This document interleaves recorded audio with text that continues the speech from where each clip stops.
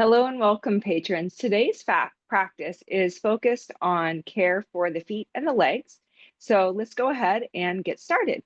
You will want to have, if possible, a golf ball. If you don't have a golf ball, a tennis ball, or another kind of small, firm ball will work. Also, if you have a yoga chair or a folding chair, an extra sticky mat, and a strap. And of course, if you don't have all of those things, as always, you just take the parts that work for you and that make sense for you. So we are working with the feet and the legs today, doing a little bit of freeing up of the lower body.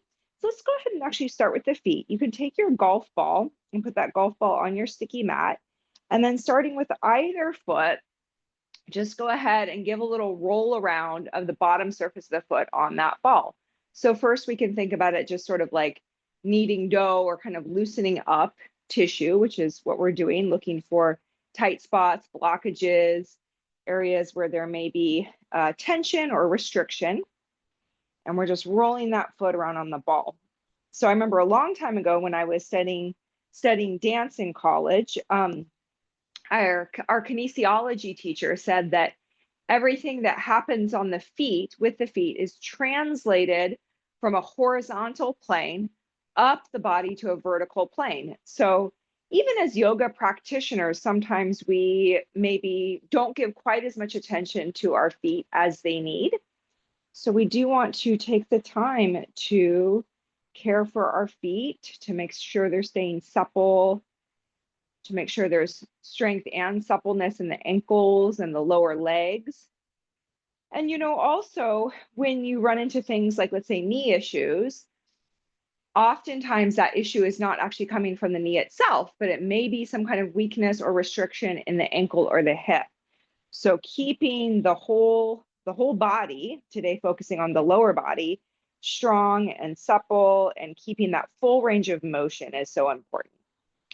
All right, so we're rolling that foot around on the ball. If you do find, like I am, some really sticky spots in the feet, you can always pause and put pressure and breathe into it. And the golf ball is firm. So if the golf ball is just more than you can stand, you could always work with a tennis ball instead or something a little softer. But the golf ball is nice because it's small, so it really allows you that precision. All right, we'll spend a little bit longer here. Once you start doing this, you may find that you could spend a whole hour on each foot. And of course, you're welcome to do that. There's always so much stored in these feet. And, I'm not a reflexologist, but anybody out there who knows anything about reflexology, you know that there's a correspondence with the organs in different areas of our feet. So we can really get a lot of good relief and good self-care and maintenance by working with these feet. This is a great way to start the day too, to start your practice by just rolling your feet out on a ball. All right, let's go ahead and just stand now in Tadasana for a moment and notice if you feel any difference between the two feet. You might even feel a difference up into the sacrum, the back, the hips, even the shoulders on that one side where you did roll the foot out on the ball. And then when you're ready, let's go ahead and take the other foot. So again, I think it can be good to just start off with a sort of general roll around of that foot on the ball. And then you can use that exploration to find areas of tension. And then when you do find a spot that's really tight, that needs a little more time and care, if you can just pause, put a little more pressure there, relax the shoulders, the jaw, the face, and take a few nice, slow, deep breaths. Breathing in and out the nose.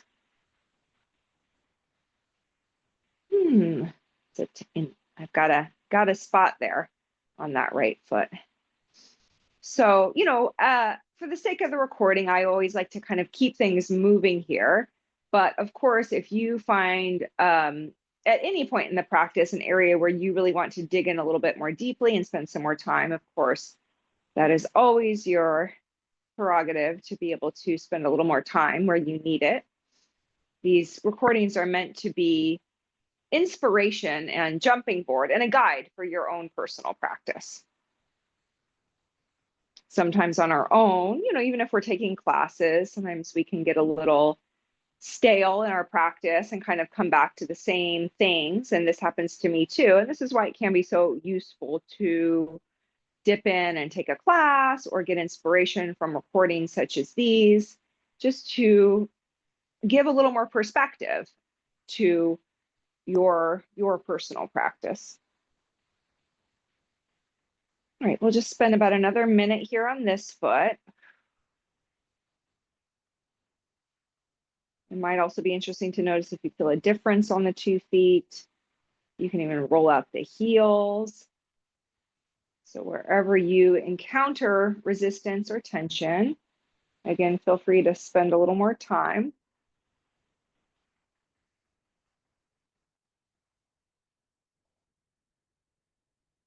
And also see that you're not transferring the tension up to other areas of the body or the neck, shoulders, head, face, tongue, jaw, forehead. Sometimes when we start to find in areas of tension and resistance, we can sort of clench in the face or hold the breath. So see that you are allowing that tension to release with the exhale. All right, and then again, let's come back to Tadasana. Stand tall, top buttock down, lower abdomen gently lifts, release the shoulders down. Just notice the points of contact with the feet and the sticky mat or the floor. And allow the bottoms of the feet to spread. Okay, let's go ahead and move on to a little work with the calves now. So this is where you'll want that chair and extra sticky mat if you have it. So it is maybe good to keep in mind that for those of us who encounter hamstring issues, you know, this sort of pull or tendonitis at the hamstring attachment is unfortunately very common amongst yoga practitioners. And there's a lot of reasons why that happens and a lot that you can do about it. But one aspect to look at is tension in the calves. So, you know, if you're overdoing in one area, it probably means that you're underdoing somewhere else, or there's some kind of restriction or weakness. And actually, I need a different chair here because this one has this lower bar. So if possible, you want a folding chair with only one bar. So anyway, as I was saying, you know, when we're restricted in one area or there's repetitive stress injury overdoing, it can be, or I should say it really is, always good to look at the surrounding areas around that injury and look at where we might be restricted, weak, tight. And then we can work with that surrounding area to hopefully give some relief to that area that is being overly stressed. So I'm taking a chair, I'm opening it up. Just make sure you've put it down in such a way that it's not going to collapse on you. And then just because there's a hardness to the back of the chair, I'm taking the sticky mat on the back of the chair. And then I'm stepping up with one foot, using the wall for balance. And this, for some of us, will be a very intense stretch on the calf. So you can put one foot up on that back bar and then do your best to find your Tadasana stance. Or it's kind of like a one-legged Tadasana, one-legged Marichiasana, but shoulders relaxed, sacrum in, lower belly just gently lifted, standing straight and tall. Now also watch here if you have a tendency to lean on the outer foot or lean on the inner foot, and see if you can extend from the calf down to that back center heel. Stay here maybe 20, 30 seconds. If you can stay longer, that's great. Longer is better. But you don't want to overdo. So especially if your calves are very tight, sometimes it can be good to do a shorter amount of time and repeat a few times just to let those calves gently release. Soften with the exhale. And then go ahead and change over. So sometimes we don't even realize how tight our calves and ankles are until we actually start getting into it, right? We don't, when we're walking around on a daily basis, we may not feel that tightness or weakness in the calves. And it is also good to remember that oftentimes when we feel tightness in the muscles, it can actually also be a weakness. So a muscle can be both tight and weak. So we want to create length. We also want to contract, encourage blood flow. throughout the whole body, but especially those areas where we encounter a particular restriction or resistance. We'll just stay here on this side a little longer.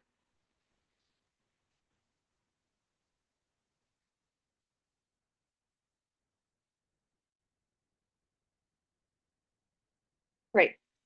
Take a moment, stand in Tadasana. Notice if you feel any difference in feeling in the feet and legs and how that might translate up the body. And then let's repeat one more time.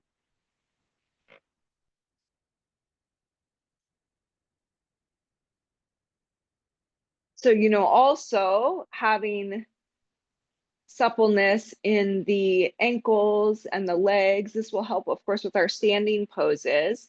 It also helps with our Padmasana work and our back bends as well. So for those of you who like to work on the Tadasana, dropping back into Urdhva having length through the calves really helps with that. And then also when we look at poses like Padmasana, we want to be doing Padmasana in such a way, we must do in such a way that we're not stressing the knee. So we want to look at the suppleness of the ankles, of the hips, and really the whole leg so that we evenly disperse the work. So we get into trouble, we get into injury when there's tightness, weakness, restriction, or just sort of a lack of knowing how to do. And then we kind of overstress one area, one part of the body. So we want to disperse the actions across the body. And then that leads to more naturalness in our practice too, when we're not just overdoing one area, but there's a spreading and an evenness to how we're working.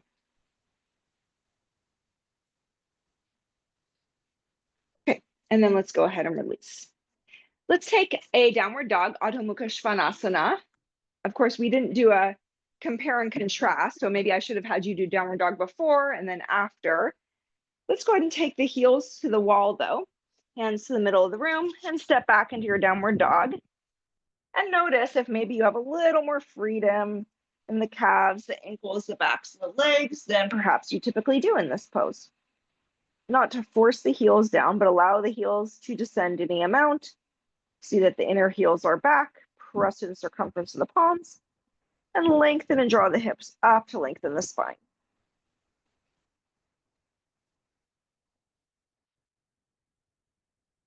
Okay.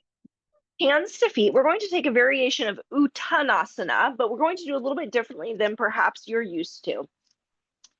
Bend your knees. Bend your knees so much so that you allow your torso to come in contact with your thighs. Release your head and neck, release any tension in your shoulders. Feet are about hip width or a little wider and parallel. So really let your torso come into contact with the thighs. Now grab hold of the backs of the legs or the heels, keeping the head and neck relaxed. Slowly start to straighten the legs, and you will not allow your torso to detach from the thighs. So that means for some of us, we won't end up with totally straight legs. That's fine. So we're coming at this Uttanasana from a little bit of a different direction. Take your time, maybe even take a full minute to work to get the legs straight. And when you find that your torso starts to peel away from the thighs, just stop there. That's your limit today. So this is another way to approach Uttanasana and also Paschimottanasana. Let's redo, bend the legs, release any tension in the head, neck, jaw. And then again, slowly start to straighten the legs. Don't allow the torso to detach from the thighs. Keep that torso in full contact with the thighs. Take your time.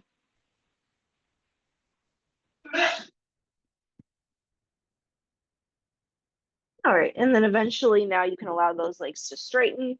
Let's come to a concave spine, be on the fingertips, legs straight, shoulders back, upper back in. And then press through the feet to come to standing. Good, okay. Let's go ahead and have a seat. Let's do a little bit of seated work now.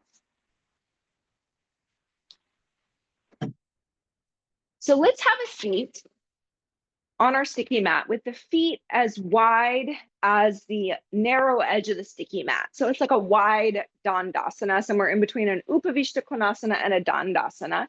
So the feet are as wide as the sticky mat.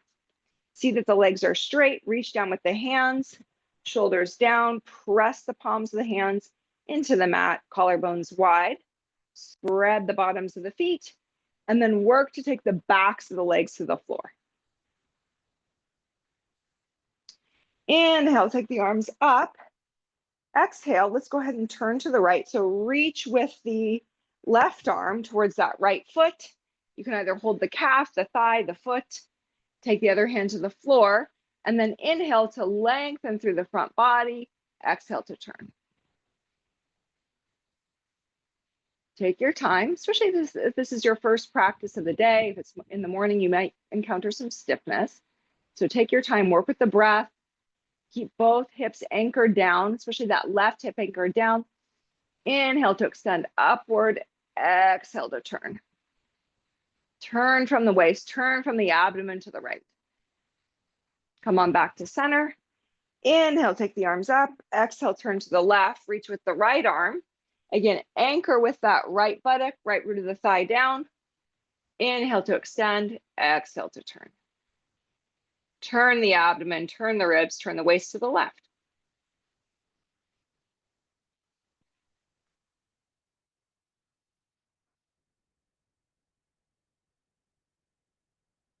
Let's stay here a few more breath cycles.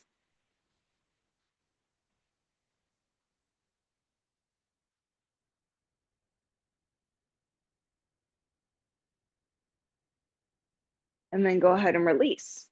Okay, now let's sit in Upavishta Konasana. Sit with the legs wide. Hands down alongside your hips. Make sure that the heels and the buttocks are on the same plane, so there's an even opening of the two legs. Press down with the heels of the hands. Press the backs of the legs to the floor. Inhale, exhale, let's turn to the right again. As you turn to the right, lengthen through that left inner leg. Inhale to extend and open the front body. Exhale to turn.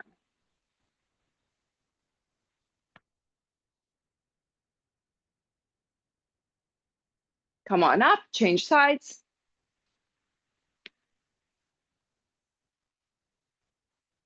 Inhale to lengthen the front body. Exhale to turn. As you turn to the left, lengthen through the right inner leg.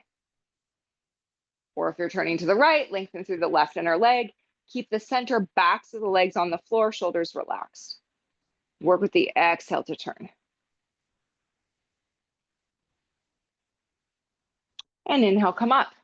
Hold on to the inner knees. Let's take the feet together, Baddha Konasana. Now don't grab the feet and bring them in. Just let the legs go where they go. Now press down with the hands. See if you can lift your butt up off the floor and then extend from the inner groin to the inner knee. Draw the buttocks closer to the feet. Some of you can get in closer than me.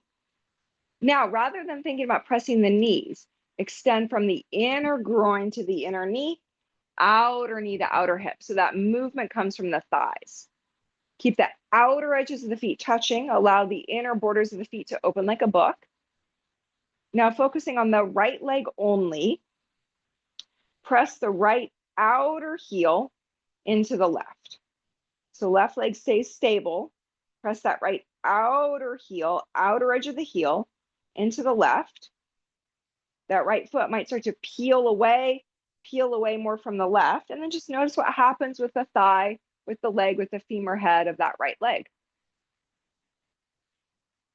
Can you do this with relaxed breath, relaxed, smooth breath, relaxed face? Shoulders down.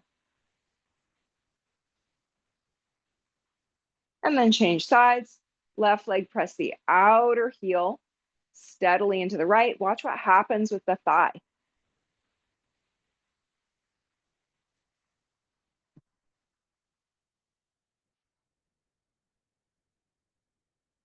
And then release the effort. Now both feet, press the outer edge of the foot, especially that outer heel, into the other foot. And then can you feel that any downward release that comes from the thighs? We're working with the feet to access the hips. So we're not pressing on the knees or stressing the knees, but we're working with the feet to get access to the hips so the thighs can descend any amount. All right, and let's go ahead and hold on to the outer knees, bring the legs up. Okay, now Paschimottanasana, we're going to do like Uttanasana. So knees bent, grab hold of the feet. So bend the knees as much as you need to get the torso to come into contact with the thighs. Now, you're not to let the torso leave the thighs, keeping that torso in contact with the thighs. Slowly start to straighten the legs any amount. And again, for some of us, that may mean the legs don't get straight. Keep the head as an extension of the spine, head in line with the spine. Slowly straighten the legs, keeping that torso in contact with the thighs. And take your time with this one. It may take you a couple minutes. There's no rush. So this is another way into Paschimottanasana. It can also prepare us for Kurmasana, tortoise pose. Shoulders relax, neck relax. Take your time.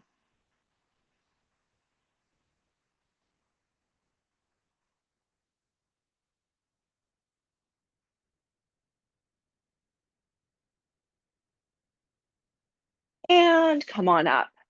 All right, a little more hip work. I'm not going to mirror you for this one, so I'm just going to say left and right, and then you can do the same side as me, or you can do opposite.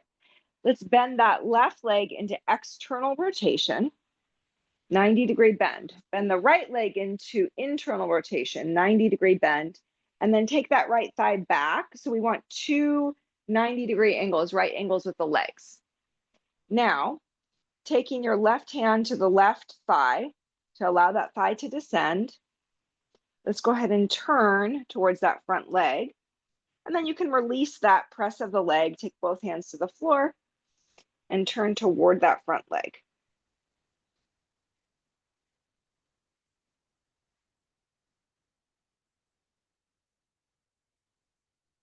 Come on up. Now turn the other way. Again, you can take a hand to the thigh and then turn away from that front leg. So we have an internal rotation with the back leg, external rotation with the front leg. And we're turning toward that back leg and actually looking slightly down.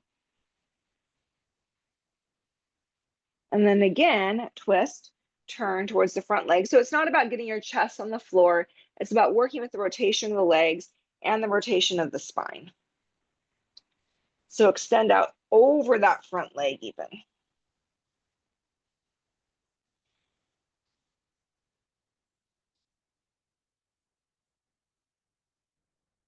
And then come up, turn towards the back leg.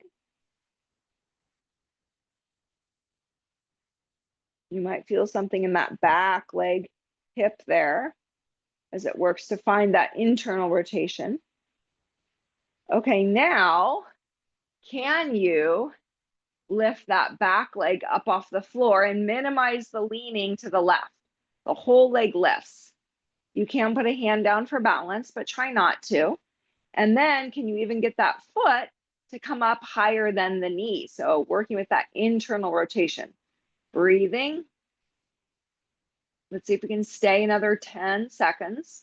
So we're really strengthening that back outer hip and working with that internal rotation, which can be a struggle for a lot of us. And then go ahead and release. All right, let's go ahead and straighten the legs out. Sit Upavishta Konasana. Let's turn to the right. Don't worry too much about the sides here. I know it can be confusing. Am I mirroring you or not? Just make sure you get both sides. Turn to the other side.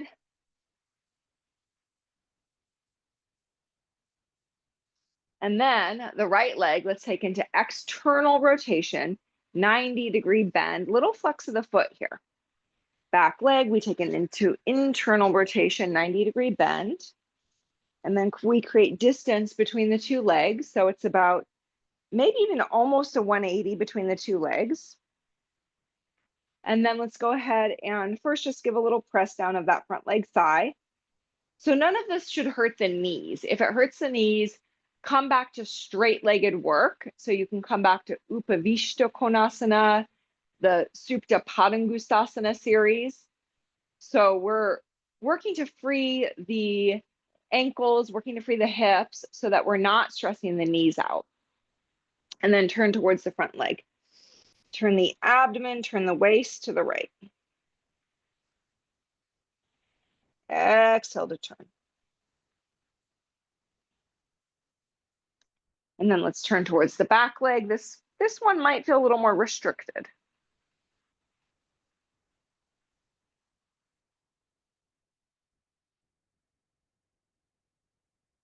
Again, turn towards the front leg.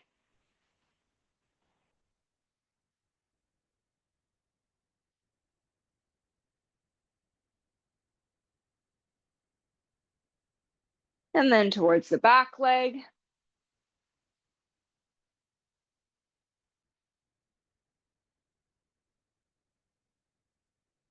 Now, minimizing the lean to the right, let's lift that back leg up. Ooh, notice if there's a difference between the two legs. So that can expose perhaps some weakness or restriction. I'm noticing that I'm having a much harder time lifting up that left leg. So that's good information. Can you even lift that foot a little higher than the knee? Stay with it and breathe. We'll be here about another 10 seconds if possible. So the whole leg lifts up. If you can, get the foot higher than the knee.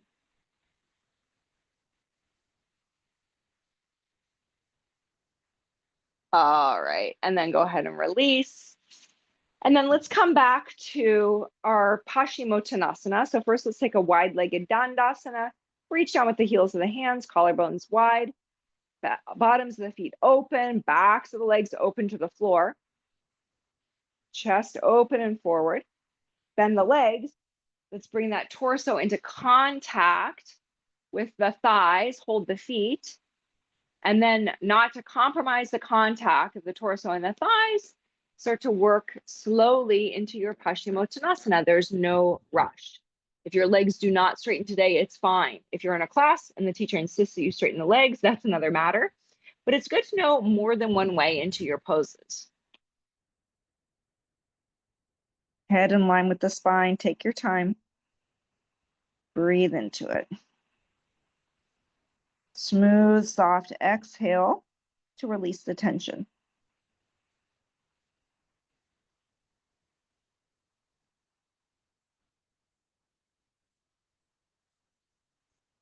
Okay. All right. We are in our final stretch here. Grab a chair. It doesn't have to be a backless chair, just any chair. Let's take the right foot. I'm going to show the side view. Let's take the right foot up onto the chair. On a 90-degree bend. Left leg is, left foot faces straight forward. And then we're going to release down toward the floor any amount, not to twist the hips as you do this. Take your time. So, another thing is that if you do feel challenged in the forward bends, sometimes we think, oh, it's tightness in my hamstrings, but it may be a restriction in the hips. It may be a restriction in the back. So by freeing the hips, when we then attempt our forward bends, work with our forward bends, if those hips are a little more free, a little more strong and supple, then we're not overdoing the hamstrings so much. Head, neck, shoulders soft. Take your time here. You can stay here for a couple minutes, a few minutes. It may take you time to descend down to the floor. You may not reach the floor. If so, you could take a block for your hands. We'll stay a little longer. So keep that right hip down. Don't let the hips twist. Keep the standing leg straight, kneecap lifted, quadricep of the standing legs engaged. And of course, don't forget to breathe.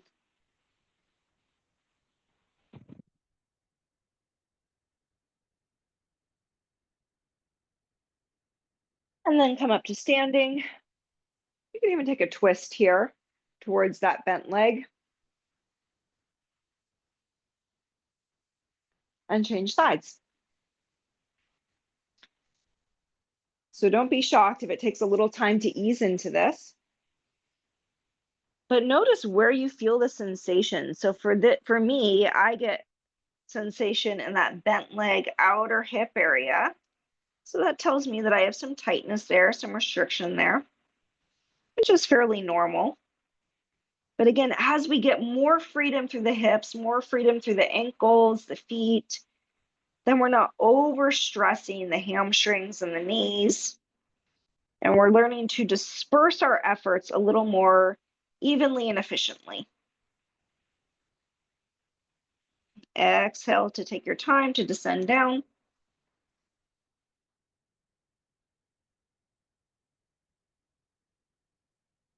Keep that standing leg kneecap lifted.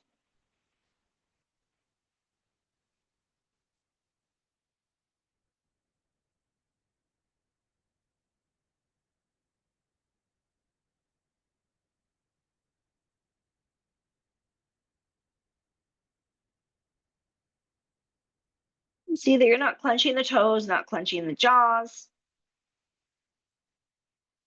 And then come on up to standing. Again, from here, let's just take a little twist. We might as well while we're here. See that the hips are even and turn towards that bent leg.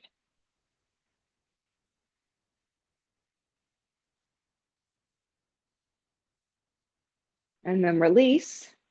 All right, while we're here, let's do one more pose and then we'll really start to wind down here. Let's take a little variation of Malasana, garland pose. So let's sit with the feet wide, slightly turned out, buttocks on that chair seat, and then come forward.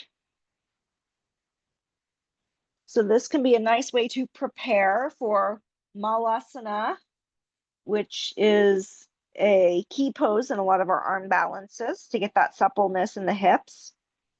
It can also be an alternative to Malasana if you have a knee issue going on. It can also, this pose can help prepare us for some of our arm balances too. So you can reach back, hold that back bar of the chair. Just let the head, neck, and jaw relax.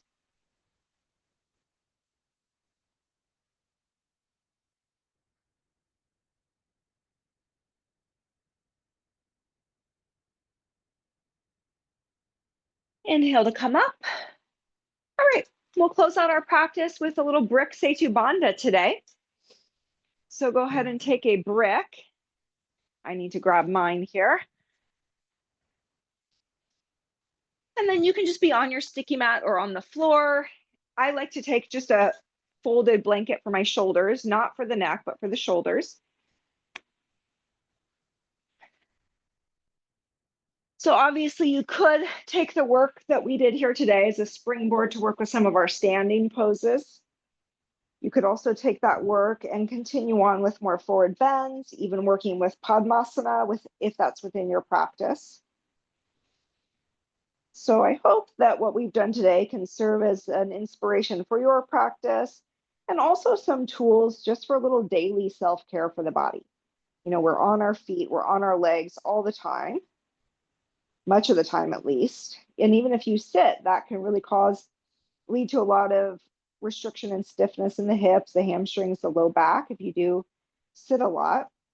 So we want to give that lower body, the feet, legs, hips, a little care every day. All right, so we're in our Setu Bandha now. So brick underneath the sacrum tailbone area. I have the brick on the high setting. If you need to do the low setting or a lower setting, of course, that's fine. And see that the biceps roll from inside out, the back of the neck, the throat, the jaw relaxed, outer thighs up, inner groin soft. Allow the abdomen to soften and breathe into the sternum.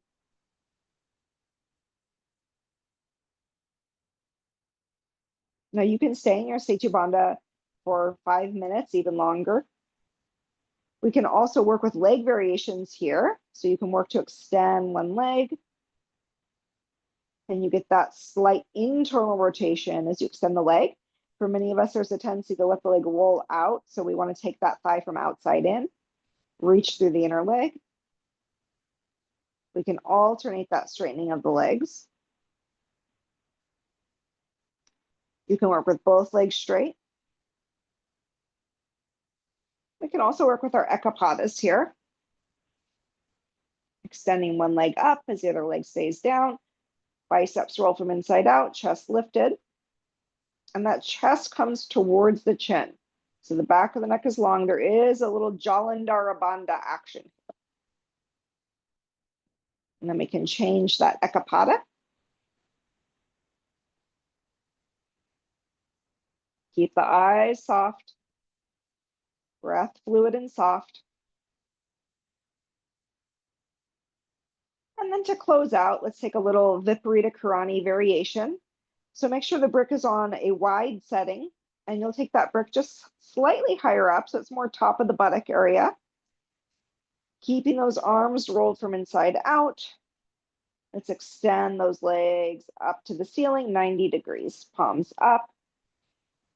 So a little bit of inversion here. It's good to get these legs up every day, even if it's just taking the legs up the wall. And of course, if you have an inversion practice, you could, well, you would have wanted to have done Shirshasana and then Setu Bandha, but you can take your inversion practice. If you want to set up for shoulder stand, you can. Or we could just stay with this Viparita Karani here a little longer.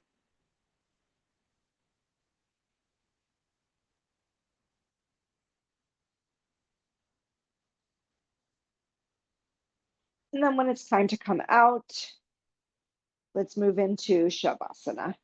So if you're using that blanket for the shoulders, you can simply slide it up for the head and the neck. Arms are 30 degrees from the body, palms up. See that the low back is lengthened. You may want to even take your hands and draw that top buttock flesh away from the low back. Arms roll from inside out. Carefully extend the legs one at a time. And our practice for today will conclude with Shavasana.